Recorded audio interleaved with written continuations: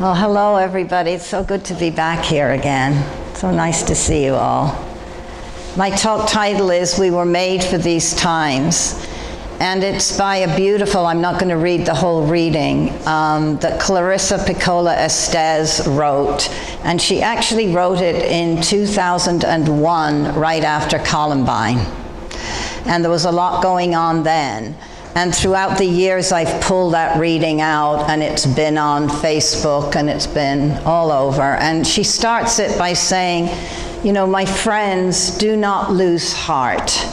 We were made for these times. And she goes on to say that we've been in training, and we've been preparing, and we've been getting ready for times like this.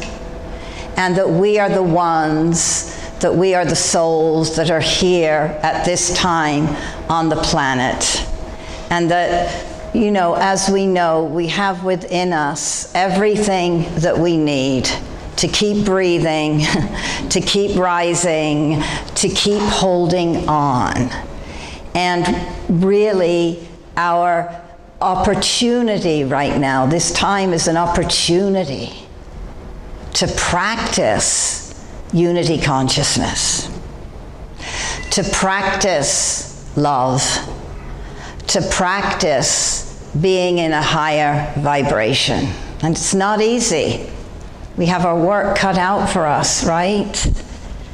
And yet, we're ready. We're ready to shine the light of our soul.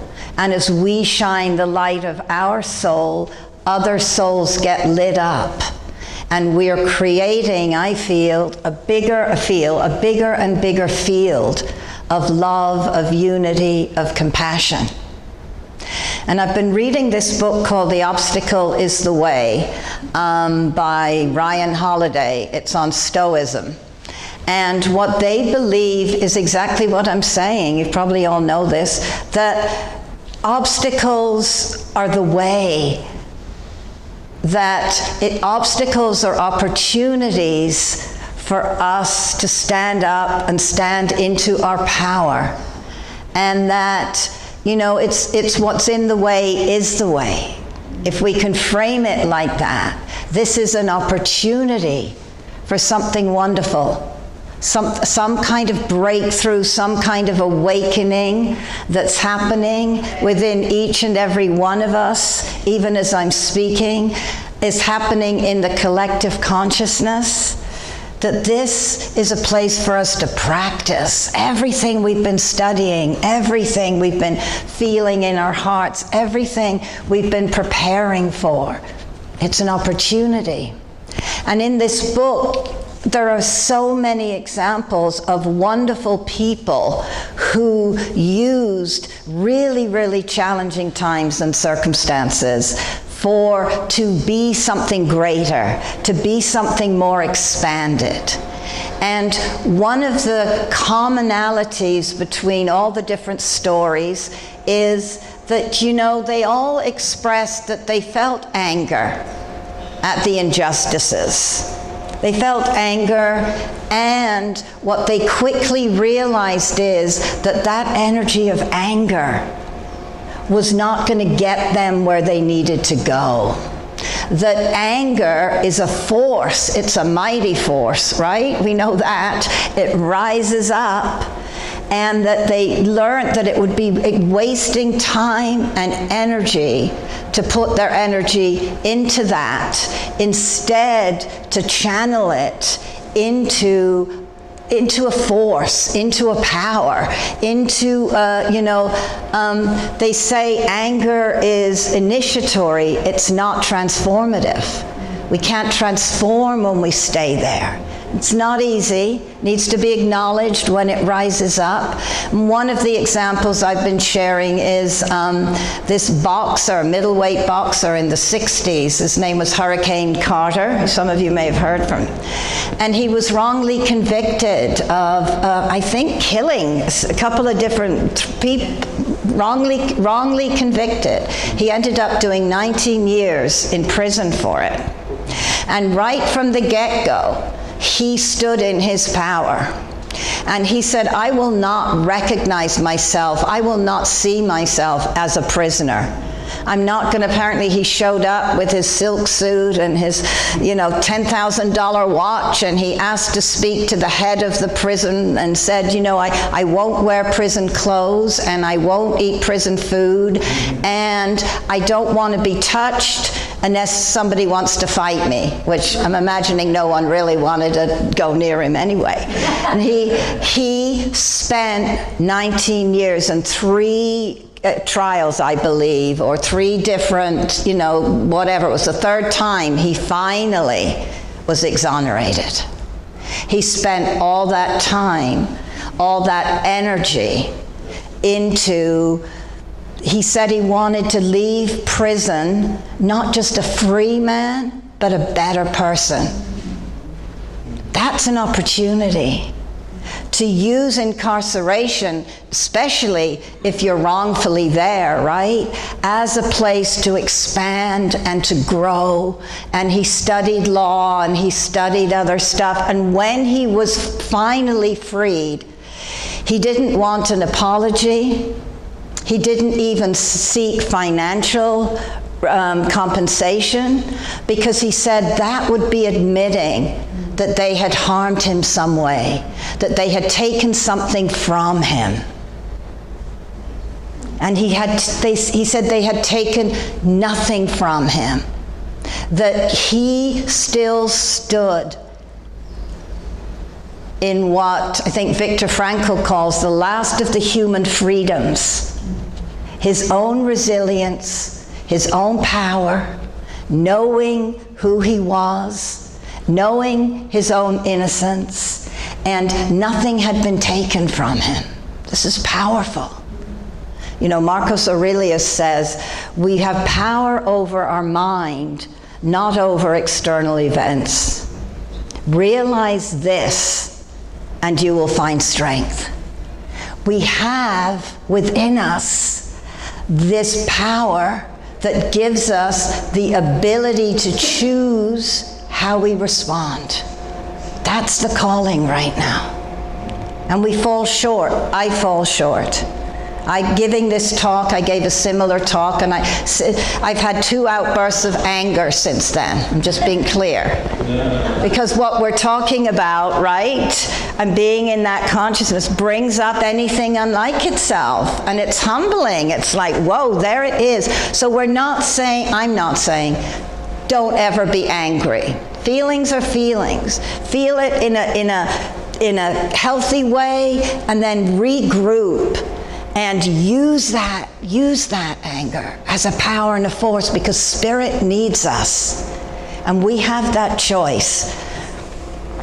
And one of the great people that speaks about the power of choice is Viktor Frankl, of course. And I just wanted to read this quote. We who lived in concentration camps can remember the men who walked through the huts, comforting others, giving away their last piece of bread. Just keep breathing. They may have been few in number, but they offer sufficient proof that everything can be taken from a person, but one thing, the last of the human freedoms, to choose one's attitude in any given set of circumstances, to choose one's own way. The last of the human freedoms. I think that's what we need during these times. And that survivors like this are master teachers for us of how to move through obstacles and how to move through these times. And Spirit, God, infinite love, as the song says, will never let us down. And we have to align with the consciousness of Spirit so we can co-create something different and new with it. We are not aligned with Spirit. when we're in anger, when we're in judgment, when we're in separation, when we're in I'm right and they're wrong. Let's breathe. We're not. We're aligned with Spirit when we're in, that energy of grace and beauty and understanding, right? When we're committed to that being our practice, if nothing else, right? And we have this, we know we're one, maybe somewhere there, but there's also this illusion of separation. There's this illusion that I end where my skin ends. That's so not true for any of us. We're so huge and expansive. This illusion of separation that says, I'm here and you're over there and there's space between us and we're separate. We know. And then that separation also says that when I transform and I do my own deep healing work, it's just for me. It's my own individual work and I get to feel freer. It's not true. Because we know that there's an interconnectedness of life, that we're woven into a web of connection.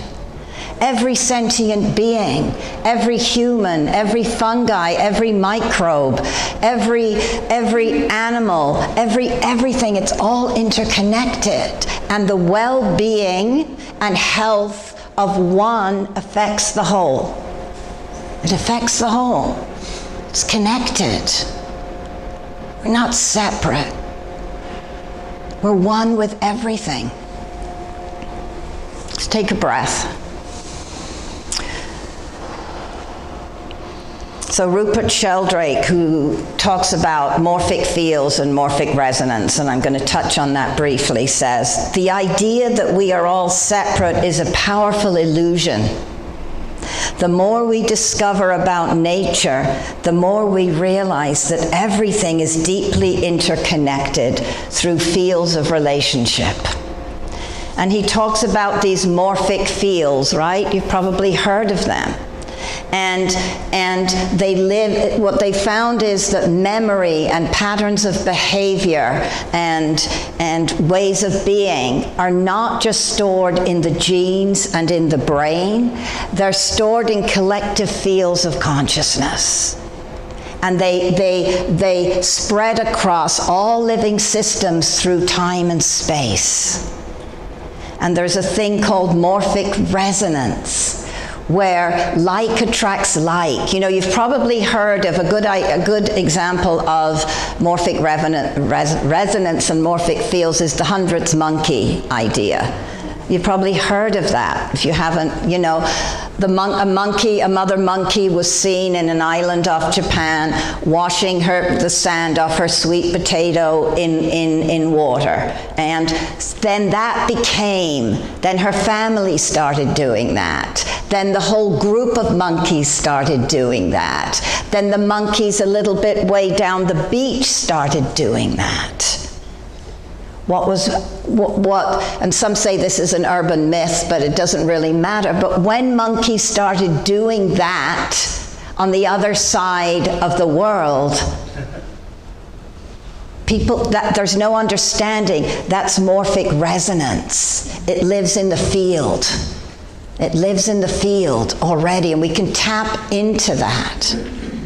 Now, Judith Kamato, I think her name is, wrote this beautiful book called The Field of Compassion. And in it, she talks about the morphic fields and morphic resonance. And she says what's emerging is a morphic field of compassion. And so every time we have an act of compassion, we are adding to that morphic field of compassion. She talks about how Jesus, all those thousands of years ago, created a morphic field called the kingdom of God. And the thing about a morphic field, the collective field, is it holds all the memory When we're tapped into that oneness, into that field, we are tapped into Jesus' energy and all the teachings of Jesus and all the people that came after him, because it transcends and it includes and it carries with it the field all the stuff that's gone on from the past. Keeps adding to it. And these fields, I think that's what we're being called into this field of, and apparently the word for the divine in Aramaic is alaha, and translated that means oneness, unity, all connected. So we could say there's a morphic field of unity. There's also, unfortunately, a morphic field of separation. So what field are we going to play in? What are we going to add to? Because the thing about with the monkeys, and the thing about, there's other examples of that, it's when a critical number reaches a certain kind of new behavior, it tips the scales, and it encompasses more of the population. When somebody ran the 4-minute mile, a new morphic field was created. When Steph Curry started shooting all those threes from way back down and a new morphic field was created. And now they're saying everybody's shooting those kind of threes, right? I'm married to someone who loves basketball, clearly. So I know the speak a little bit, but right? So a new possibility, we could say, but the energy of that, the pattern of that, the behavior of that, the how-to of that lives in this collective field of consciousness, and people tap into it, and it expands. So we are powerful. Every breath of awareness, every act of compassion, every forgiveness is a blessing, and it has this ripple effect, right? Out into the universe, out into the biosphere, beyond time and space. Who we are and how we are makes a difference. And this is where our power is. Because one of the things that Hurricane Carter said, or maybe the guy Ryan Holiday said it, that Carter maybe realized he didn't have much power, but that didn't mean he was powerless. It may feel like right now we don't have much power.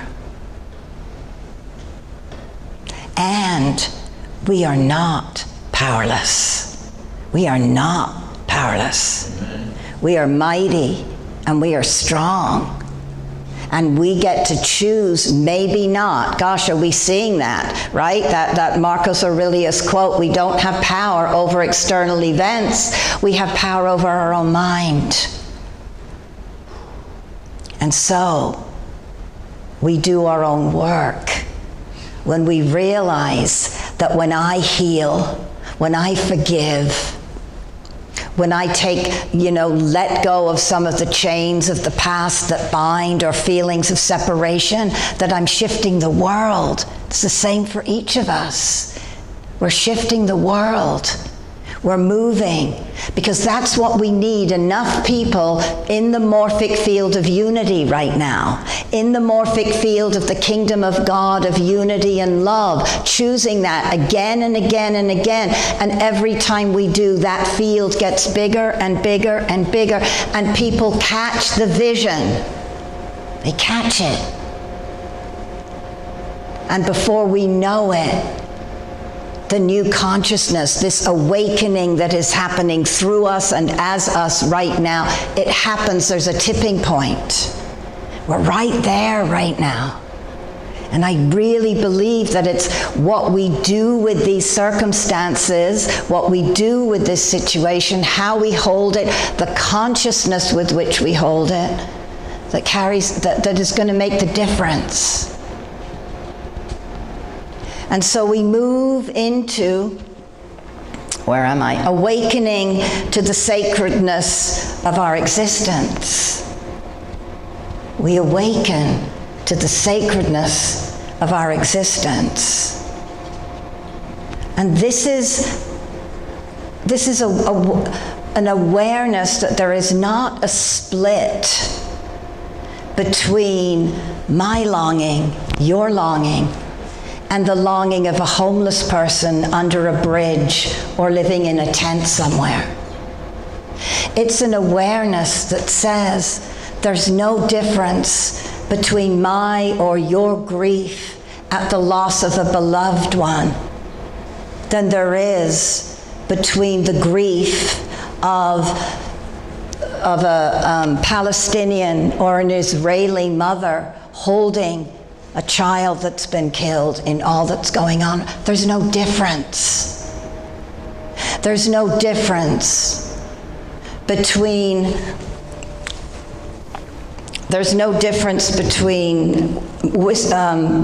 weeping for my personal pain or shedding tears for a land that can't bear fruit.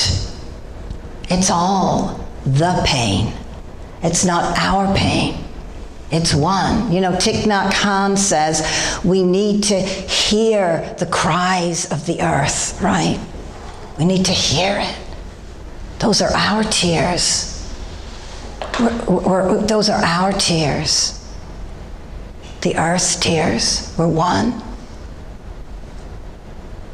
So as we get to that place, and we get to that place where we realize there's no difference between the breath of the newborn coming in, the first breath, and the last breath of someone making their transition. Because it's life. It's the birth. It's the death. It's the one breath. We become one. We become anchored. And I think